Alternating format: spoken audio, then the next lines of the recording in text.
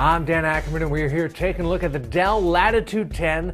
That is an Intel Atom full Windows 8 touchscreen tablet from Dell. It actually looks and feels a lot like pretty much every other Windows 8 touchscreen tablet that we've seen. Some of them have Intel Core i5 CPUs, like the Microsoft Surface Pro. Other ones, like this one, are Atom powered.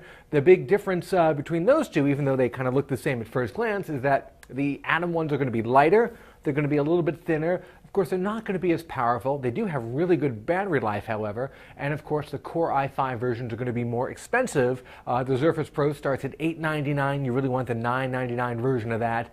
Meanwhile, the Latitude 10 and a lot of the other Atom tablets start around $499 for a really stripped down version. This pretty mainstream configuration is $649.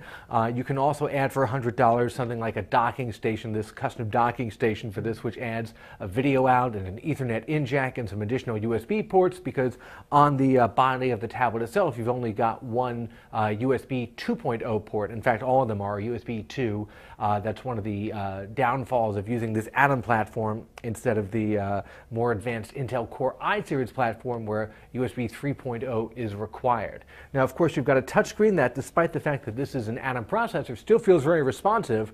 Windows 8 was really designed to take advantage of the Core i-series and the Atom and give you pretty decent performance in the Microsoft optimized apps in any case. If you use some third-party apps, you may not have an experience that's as good. I took a look at Internet Explorer 10. When you scroll through a web page with that, it's very nice, very smooth. If you load up the same web page in Chrome, it's actually very stuttery, a lot more like what you would think an Atom would feel like based on our experience with netbooks. Now, if you're using this for everyday tasks and all you're doing is sending some emails, surfing the web, maybe doing one thing at a time, you could probably get away with the Atom and take advantage of the lower cost associated with one of these tablets. If you're a big multitasker, or you're going to use this as your all-day, everyday computer by, let's say, hooking it up to a monitor and a keyboard and a mouse, then you may want to seriously consider upgrading to something with a Core i5 CPU that really won't be that much more expensive when you consider that the performance on the systems is just so much faster. I'm Dan Ackerman, and that is the Dell Latitude 10.